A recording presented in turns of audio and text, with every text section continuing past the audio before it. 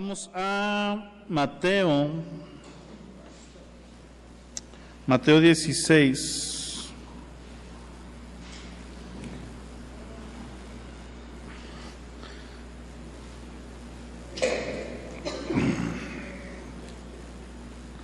Ok. La semana pasada comenzamos el tema Dios y su iglesia. ¿Cómo se llama el tema? Y estaba destinada para ser una, pero se nos alargó. Entonces vamos a hacer una parte 2, pero la voy a pegar con la que seguía, que era Dios y su iglesia local. Ahorita me vas a entender un poquito. Si te perdiste la pasada, mañana aparece en redes sociales. En redes sociales damos una semana atrasados. ¿Sí? Lo que vemos nosotros hoy se ve en redes sociales hasta el lunes de la próxima semana. Para que puedan ir con bastante tiempo, ¿verdad? Sin correteos. Pero Mateo 16, 18, Jesús le responde a Pedro. Los niños pueden subir con Julián, por cierto. No sé si se anunció. ¿Sí? Bueno, los niños pueden ir subiendo con Julián. Dice: yo también te digo que tú eres Pedro, y sobre esta roca edificaré mi iglesia. Di conmigo, mi iglesia. ¿Quién está diciendo esto? Esto lo dice Jesús. Dice: las puertas del Hades no prevalecerán contra ella. Y la semana pasada yo te explicaba que en el plan de Dios, ¿verdad? A mí me encanta ver la Escritura y ver cómo comienza Dios a tratar con el hombre y cómo va desarrollándose todas las etapas, porque es como si vieras una obra literaria, literalmente una historia de un libro, de una película. A mí me gustan mucho las películas o las historias que están divididas en sagas o en tomos, que ves el primer tomo, ves la primera película y ahí no se va a acabar. Te dejan así como que en una parte picado, ¿verdad? Y ya quiero ver qué sigue, y hasta dentro de cierto tiempo sigue la segunda parte y así sucesivamente, salvo que la Escritura, eso sí, nos dieron la obra completa, y es el plan de Dios completo para la humanidad, desde la creación, desde que puso a Adán y a Eva en el Edén, hasta que regresa a restaurar precisamente ese Edén caído ahora en la ciudad, la Nueva Jerusalén, cuando ahora ya no es un hombre y una mujer, sino son naciones, gente de toda lengua, toda tribu, toda nación, de todo linaje, de todo pueblo, unidos para estar en adoración continua con nuestro Dios, ¿verdad?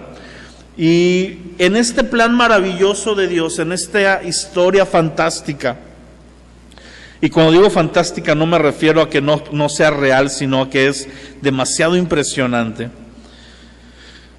Dios desea siempre trabajar junto con el ser humano. Él así lo desea. ¿Por qué? No lo sé. No sé por qué se le ocurrió ese plan, pero a Él se le ocurrió. Y en el Antiguo Testamento, antes de que venga Jesús, vemos a Dios separar de entre las naciones a un pueblo, en este caso Israel, y empezar a manifestar su gloria, su poder, sus milagros, sus señales, pero también sus leyes para con esta nación. Un pueblo pequeño, un pueblo que se formó básicamente de esclavos, un pueblo que era una nación insignificante, y de repente Dios viene y la toma como suya y empieza a derramar su gloria. Y esa es una figura después de la iglesia, y es una figura tuya y mía. Dice en Romanos, ¿verdad? En el capítulo 9, 10 y 11, no voy a ir a ella por tiempo, pero dice que ahora nosotros somos el Israel espiritual, somos el olivo injertado, ¿verdad? Él era el olivo natural, pero nosotros, la iglesia, los gentiles, ahora somos el olivo injertado, y es un reflejo de cómo Dios agarra vidas de alguna forma limitadas, quebradas, con deficiencias, ¿verdad? Y se posa sobre esa vida, se posa sobre esa familia, se posa sobre esa comunidad y empieza a mostrar su gloria conforme va haciendo crecer y florecer a esa vida. No hay nada más padre también. Ahorita ando muy cinéfilo y no he visto ni películas, pero nos gustan las películas de los underdogs. No sé si sepas, ¿verdad? ¿Qué es un underdog? Es esa historia donde el protagonista es una persona insignificante, venido de la nada. Por ejemplo, el underdog por excelencia en el cine es Rocky. Este cuate que no sabe ni hablar bien, ¿verdad? Que habla medio mocho y no tiene talento para muchas cosas. De hecho, pues solo tiene su físico y se dedica primero a malandrear, a andar golpeando gente para recaudar deudas, ¿verdad? De un mañozón por ahí de aquel entonces. Y de repente le empieza a echar ganas y empieza a entrenar y se da la oportunidad, ¿verdad? Y reta al campeón mundial, a Apollo Creed, y se ve su entrenamiento. Y todos, yo creo que aquí todos nos hemos emocionado, te guste o no te guste el box, ¿verdad? De repente con la escena de Rocky, cuando sale con sus pantalones grises, aguados, viejos, y empieza a trotar y empieza el tan, y empieza a correr y empieza a entrenar, y al final no gana. La primera película no gana Rocky.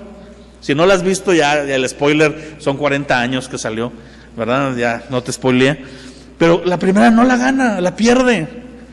Por poquito, por decisión dividida.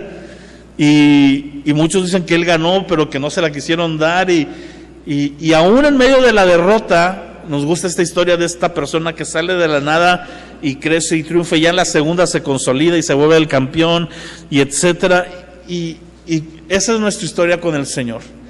Somos débiles, somos quebrados, pero Él viene y nos forma, nos entrena, saca lo mejor de nosotros, nos cambia el destino, nos cambia el propósito insignificante que teníamos.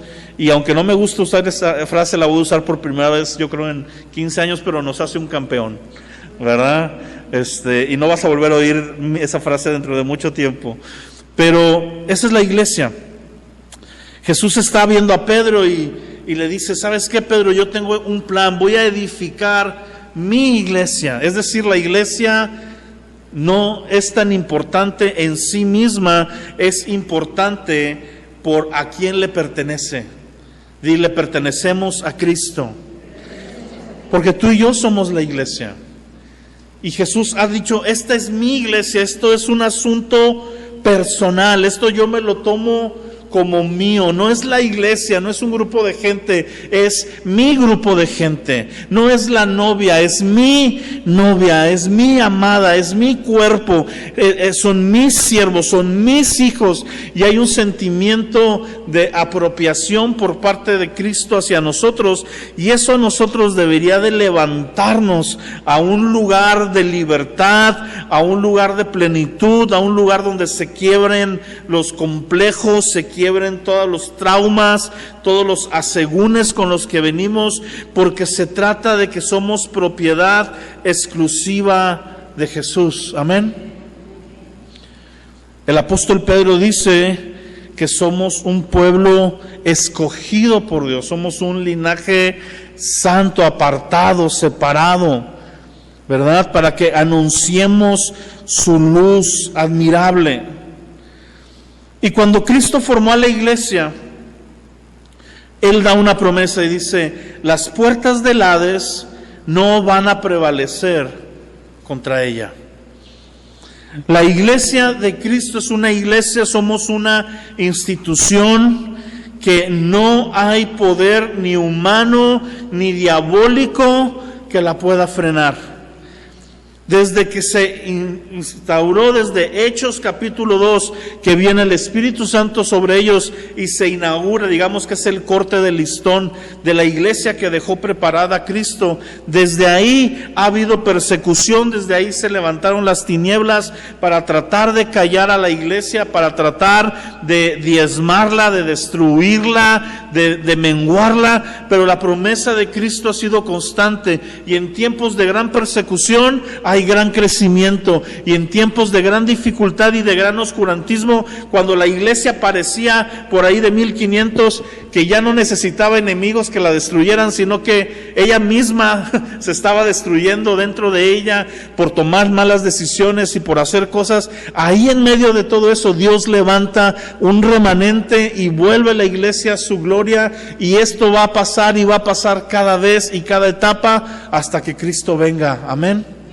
En los últimos tiempos la iglesia va a ser perseguida, la iglesia va a ser objeto de destrucción, la iglesia como nosotros la conocemos, de ir a un auditorio, de levantarnos el domingo y reunirnos, va a cambiar, va a ser distinto, pero la iglesia va a seguir fortaleciéndose, va a seguir creciendo, y va a llegar un momento donde la iglesia junto con el Espíritu Santo clamando, ven Señor Jesús, vendrá su regreso, porque Él lo ha prometido, y Él promete regresar no por la gente, no por la humanidad, sino por su iglesia. Así que siéntete importante. Amén. Que no se te crezca en el mal sentido, pero siéntete importante y valioso. Cuando te ves en el espejo, es el lunes en la mañana. En mi caso, como soy pastor, casi siempre son los lunes en la mañana, después de estar en el éxtasis de la predicación y de hacer todo esto, y empieza como que la semana y dices, ay, chafa. Y me veo en el espejo, ¿verdad? Y ese día digo, como que no traigo nada, y como que no quiero hacer, y como que veo todos mis defectos más potencializados. Ahí acuérdate que tú eres iglesia. Ahí acuérdate que tú tienes un propósito y tienes una inmunidad dada por Cristo. Ahora, la iglesia, acompáñame a Efesios capítulo 2.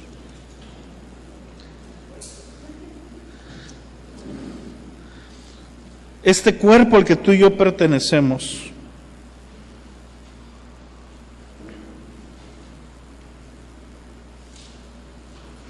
te dije Efesios 2, te engañé, es Efesios 1, nada más te mueves tantito.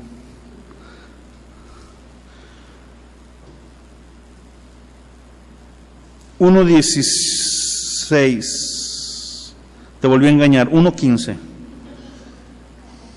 ando muy engañador. Vamos a ver lo que Pablo oraba para la iglesia de su tiempo.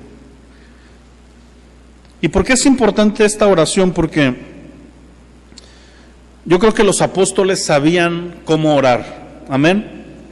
Era gente tocada, llena por Dios, que sabían las necesidades de la iglesia, sabían cómo acercarse a Dios y qué pedir para la iglesia.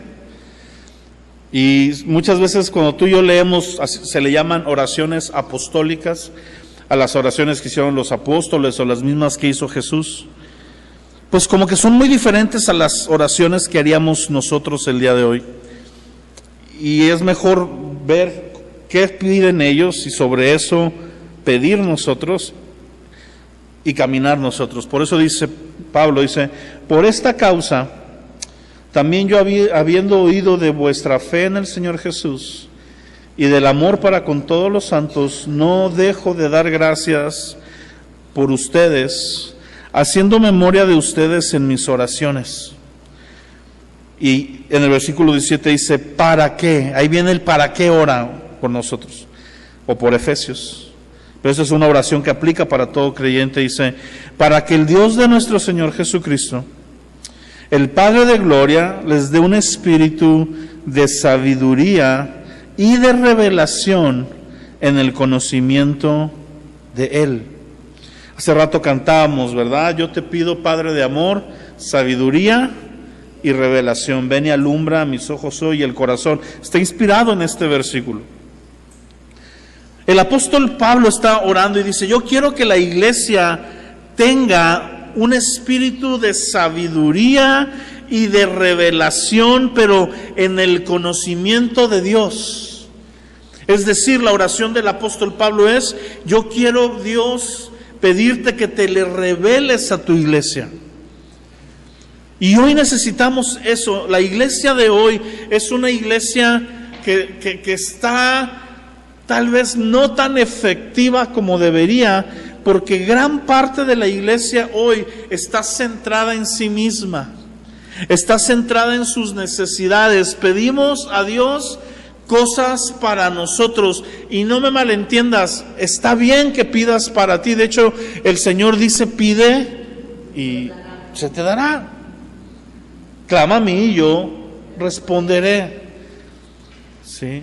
Él lo promete. Entonces no está mal que yo vaya y le pida: Señor, suple mis necesidades, ayúdame con un mejor trabajo, mira, bendice a mi familia. Todo eso está bien. El problema es cuando nos centramos únicamente en eso, cuando nuestros ojos dejan de ver la película completa, y la película completa se trata de Cristo, no se trata de la iglesia. Y Pablo dice: yo quiero que tengan revelación en el conocimiento del, que le conozcan, que sepan cómo es Dios. Mi amado, qué triste que seamos una iglesia, no hablo de cielos abiertos, hablo a nivel mundial el día de hoy, que muchas veces no sabe cómo es Dios, que no le puede dar respuestas a la gente acerca de cómo es Dios. ¿Por qué? Porque nos hemos centrado, volvemos a lo mismo, sabemos cómo somos nosotros, sabemos nuestras herencias, sabemos que nuestro alcance, pero no entendemos el por qué y el para qué estamos aquí. Versículo 18 dice: yo oro que se alumbren los ojos de su entendimiento, lo cual también cantábamos. Abre los ojos de mi corazón. Ahora, si tú supieras que la lista de las canciones que cantamos hoy salieron 2 minutos antes de que cantáramos, y que aparte yo no traía preparado Efesios, eso está mucho mejor todavía, porque Dios está hablando algo. Alumbrando los ojos de nuestro entendimiento para que sepan cuál es la esperanza a la que han sido llamados. La iglesia de Cristo tiene una esperanza, y la esperanza tiene un nombre, se llama Cristo Jesús. Él es nuestra esperanza, Él es al que esperamos. Pero dice: ¿cuáles son las riquezas de la gloria de su herencia en los santos, en los apartados? Ya no es Israel, ya no es el pueblo de Dios el apartado, ahora es la iglesia, en la cual también está Israel cuando reconoce al Mesías, y ahora es la iglesia en la cual Dios va a vertir su gloria para que las naciones vean esa gloria. Dios quiere glorificarse en tu vida para afectar todo tu entorno. Dios empieza a buscar a uno en medio de la nada, a uno que agarra una familia, no sé, al azar, dice: ahí van los Rodríguez, ahí los Martínez, los Díaz, los Rodríguez también de este lado, porque aquí hay muchos Rodríguez, ¿sí sabías? ¿Cuántos de aquí tienen el Rodríguez en uno o dos de sus apellidos? Somos mayoría. Y Grecia y Saulito. No, Saulito ya ese ya no le tocó. También hay Martínez. Aquí hay 2 familias muy picudas, los Rodríguez y los Martínez. Y la dinastía Méndez también es fuerte. Es como la Pinal. Pero Dios agarra y dice: ahí va sobre y agarra una familia donde nadie conoce al Señor, y agarra una vida de ahí. Y empieza a trabajar con esa vida, pero no es para bendecirlo a él, es porque en medio de él va a bendecir a otros, va a alcanzar al hermano, o al primo, o a la mamá, o al papá, y muchos no van a creer, y muchos no se van a convertir al inicio, pero va a haber unos pocos que sí. Y de repente ese joven, o esa mujer, o ese niño, o esa esposa, no solo pertenecen a una familia, sino que trabajan en un entorno, y de repente el evangelio empieza a llegar al entorno donde trabajan. Empieza a llegar al gobierno del estado, empieza a llegar a la UAD, empieza a llegar a la óptica imperial, empieza a llegar a todos lados, al Oxxo, ¿verdad? Y llegando al Oxxo llegó a todo México y hasta Colombia, porque ya hay Oxxos en Colombia. Y empieza a llegar a otras vidas, y empieza a revelarse y a glorificarse. Pero ya no nada más empieza con el trabajo y con la familia, porque también hay amigos ahí que ni son familia ni son trabajo, y de repente Dios empieza a ver, a mostrarse en la vida de alguien, y los que están más o menos cerca dicen: como que yo también quiero, como que se me antoja eso que Dios está haciendo en fulano de tal. Mira, yo veía que era tan amargado y ahora trae una sonrisa en su boca. Yo veía que era tan tacaño, ¿verdad? Nunca disparaba ni en defensa propia y ahora hasta me invitó unos tacos y hasta me dijo, échales aguacate si quieres, ¿verdad? Y yo he visto esta persona que antes siempre tenía miedo de todo y ahora tiene una seguridad y tiene una fe que no sabemos de dónde salió. Y eso es la historia de la iglesia, revelándose, mostrando la grandeza de los santos. Versículo 19, la superinminente grandeza de su poder, el poder de Cristo, el poder de Dios, la cual operó en Cristo. 20, resucitándole de los muertos y sentándole a su diestra en lugares celestiales. Sobre todo principado y autoridad y sobre todo poder y todo nombre que se nombra, no solo en este siglo, sino también en el venidero. Esa es la gloria de Jesús. Pero fíjate lo que dice el 22. Sometió todas las cosas bajo sus pies y lo dio por cabeza sobre todas las cosas a la iglesia, la cual es su cuerpo, la plenitud de aquel que lo llena todo en todo. Fíjate lo que dice este último versículo, porque a veces no lo entendemos. La cual es su cuerpo. ¿De quién está hablando? De la iglesia. Digámoslo firmes, de la iglesia. Está hablando de ti, está hablando de mí. Y después dice, la plenitud de aquel que lo llena todo en todo. ¿Quién es aquel que lo llena todo en todo? ¿Y cuál es la plenitud de Cristo según este versículo? La iglesia. Porque a veces no lo hilamos y pensamos que cuando habla de la plenitud está hablando de Cristo mismo, pero dice, la iglesia es la plenitud de Cristo. Cristo es pleno en su iglesia y con su iglesia. Amén. Di conmigo, Cristo es pleno en mí. Y si me escucha algún reformado tal vez me va a apedrear, ¿verdad?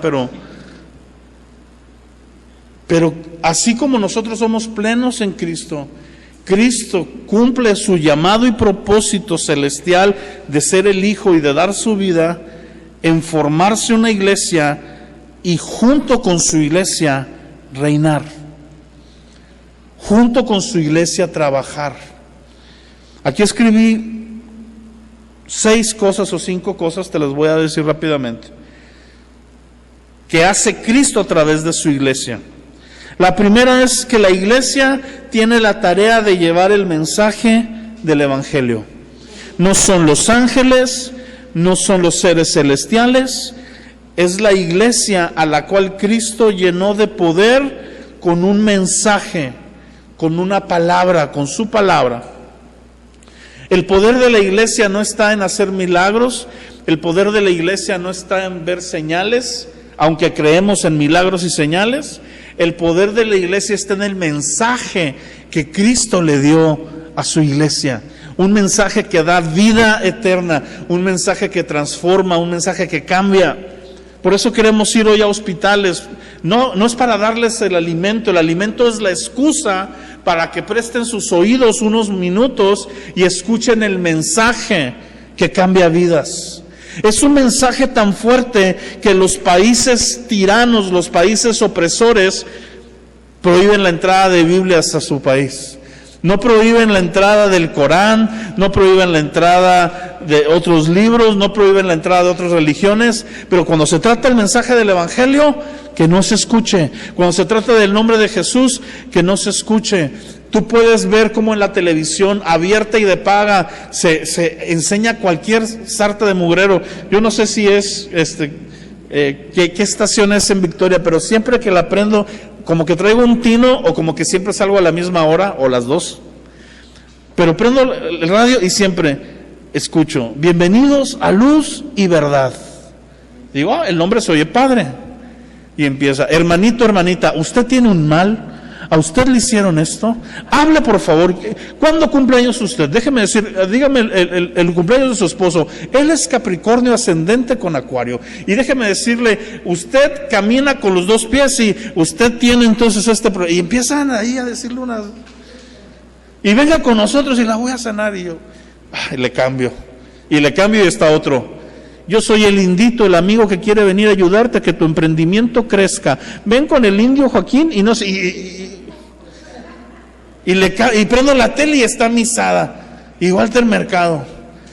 Pero que no se le ocurre a algún personaje importante decir algo de Cristo, porque lo queman vivo.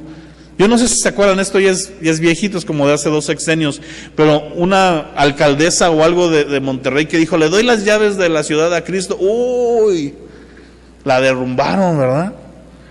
Que un jugador de fútbol diga, la liga lo veta, porque lo vetan, porque es el mensaje que tiene poder, es el mensaje que cambia vidas, amén. Y ese mensaje lo tiene la iglesia. La iglesia tristemente tiene tanto poder dentro de ella que sin saber el poder que tiene y no lo habla. Pero cuando lo empieza a hablar, cosas pasan. La iglesia es la que se encarga, una vez que el mensaje es dado, de agarrar a la gente que creyó el mensaje y convertirlos en discípulos. Que pasen de ser como Pablo, un perseguidor que se acerca a Bernabé y empieza a pasar tiempo con él y lo suelta hasta que ya los dos son apóstoles y formó a un creyente maduro y fiel. Eso lo hace la iglesia, mis amados. Yo no estaría aquí predicando, yo no sería pastor si no hubiera una iglesia detrás de mí que me formó, que me ayudó a crecer en la fe, que me envió en su tiempo, y una iglesia hoy, otra cobertura distinta a la primera, pero una iglesia que me respalda, que ora por mí, que nos da cobertura y nos da una protección espiritual y que nos respalda.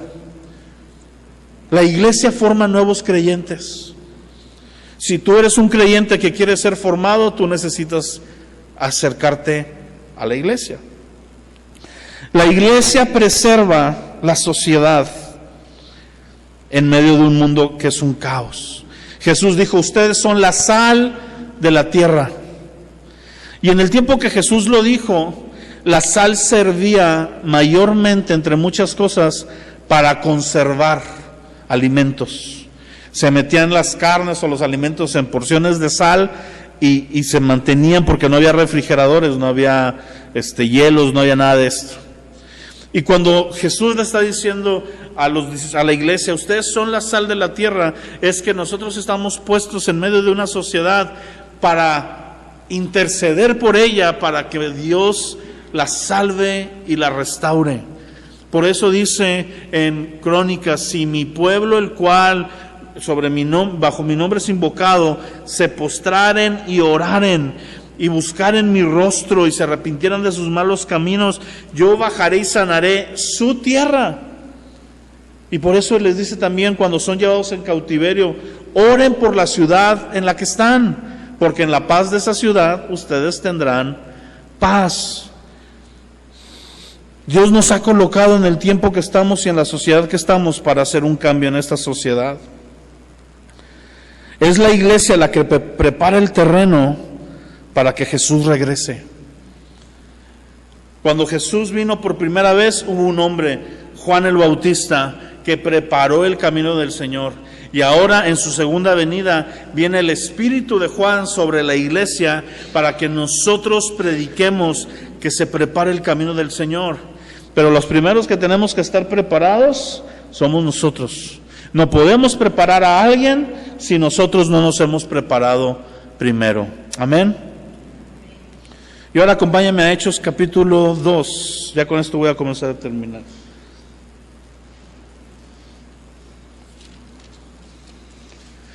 Hechos capítulo 2, viene el Espíritu Santo. No me voy a ir a esa parte porque si no, nunca avanzo. Los toca a todos, empiezan a hablar en otras lenguas. Y cuando empiezan a hablar en otras lenguas, la gente se extraña.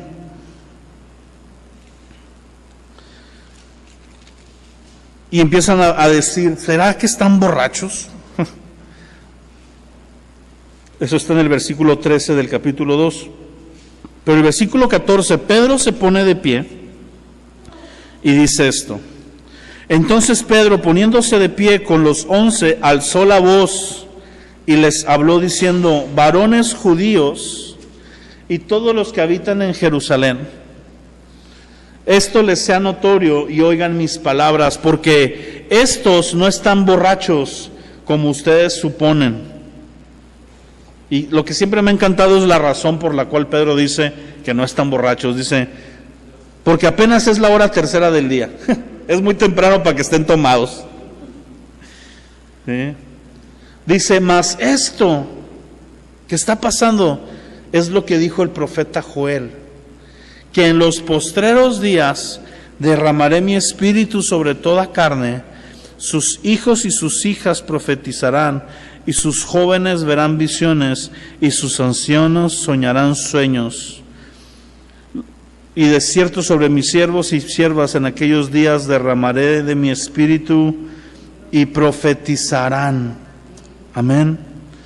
Dice, esto que está ocurriendo no es otra cosa más que la promesa del Señor de que Él levantaría una iglesia con estas características, un grupo de personas sobre las cuales mi espíritu va a derramarse y las naciones lo verán.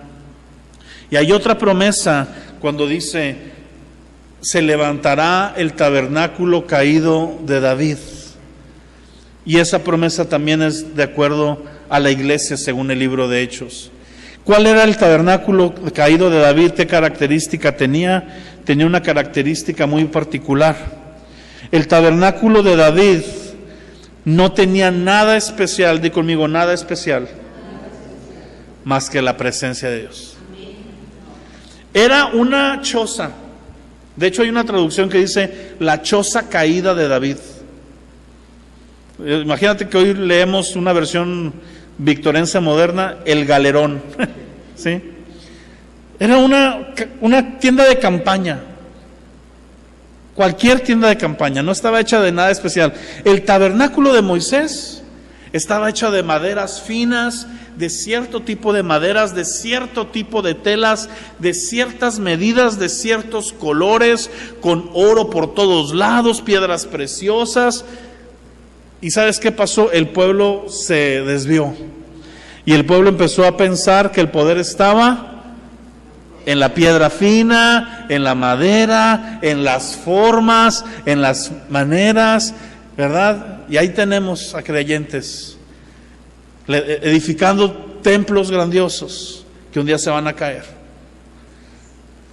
Pero la iglesia del Señor es como la de David, donde no hay sacrificios de sangre, porque ya hubo uno, donde lo que se sacrifica es alabanza y adoración. Y la verdadera alabanza y la verdadera adoración, según la palabra, es la obediencia. La iglesia le sacrifica obediencia. No importa cómo cantemos, gracias a Dios, porque pues yo no canto tan bien. Tú ves que no tengo pena. Pena y dinero son dos cosas que yo ahorita no tengo, ¿verdad? Pero no importa que cantemos bien o cantemos mal, importa que adoremos con nuestra obediencia. Y cuando tú eres una iglesia que adora con la obediencia, aunque no haya nada visible, no haya ninguna pantomima, no haya ningún ritualismo, está la presencia de Dios visible para todos los que se acercan. En el tiempo de David, todos los que subían a Jerusalén podían ver el arca, fueran o no fueran del pueblo de Israel. Mi amado, si solo los que somos iglesia vemos a Dios en ti, algo está mal. El que no es creyente tiene que ver a Dios en ti. No, tal vez no lo va a seguir, tal vez no se va a acercar, pero tiene que decir, hay algo distinto en él, en ella. Tiene algo, tiene una gloria que está ahí en medio. Y otros van a ver la gloria y van a decir, yo me quiero acercar. Y en el tiempo de David, el que fuera, de la tribu que fuera y de la nación que fuera, se podía acercar. Porque estaba haciendo una figura profética, ese tabernáculo, de lo que íbamos a hacer tú y yo. Y de lo que es una iglesia local. Ya lo voy a aterrizar a cielos abiertos. Aquí nos reunimos para adorar a Dios, y para que Dios se glorifique en nuestras vidas. Amén. Y hay una puerta abierta y hay una invitación. Tal vez nos ha faltado predicar el Evangelio. Tal vez nos ha faltado ver a 2 o 3 personas que no conocen a Cristo y dedicarle un tiempo a orar por ellos y a hablarles de ellos. Y tal vez se injerten aquí o tal vez se injerten en otra iglesia local. El punto es que estén en el reino. Pero la comunidad de creyentes de Cielos Abiertos lo que busca son vidas en obediencia a Dios, en adoración a Dios y donde Dios se glorifique en nuestras debilidades, que son muchas. Así que Dios tiene mucho donde glorificarse cuando se trata de nosotros. Amén. Y poder que otros vean esa gloria y sean atraídos al reino. Para eso estamos aquí. Amén. Esa es la razón que estamos aquí. Y eso es lo que tenemos que cumplir. Y como dijo un sabio, ¿verdad? Conocido, para atrás ni para agarrar vuelo. Así que seamos 20, seamos 10, seamos 100, volvamos a ser 5, volvamos a ser 80, hay que estar siendo iglesia. Amén. Padre, yo te doy gracias en esta mañana por tu iglesia, porque es tuya, Señor. No es de nosotros, no es de ningún hombre, no es de ninguna asociación, no es de ninguna corriente religiosa. La iglesia es tuya. Se trata de ti. Por ti y para ti existimos. Y Padre, te pedimos que conforme a lo que tú has prometido nos vayas llevando a ser una iglesia limpia, sin mancha ni arruga. Que te puedas presentar por medio de nosotros una novia resplandeciente, vestida en lino fino. Una novia digna del Cordero. Queremos ser esa iglesia, Señor, que te acompañará reinando sobre la tierra. Queremos ser la plenitud de aquel que lo llena todo en todo, Señor. Límpianos y transfórmanos.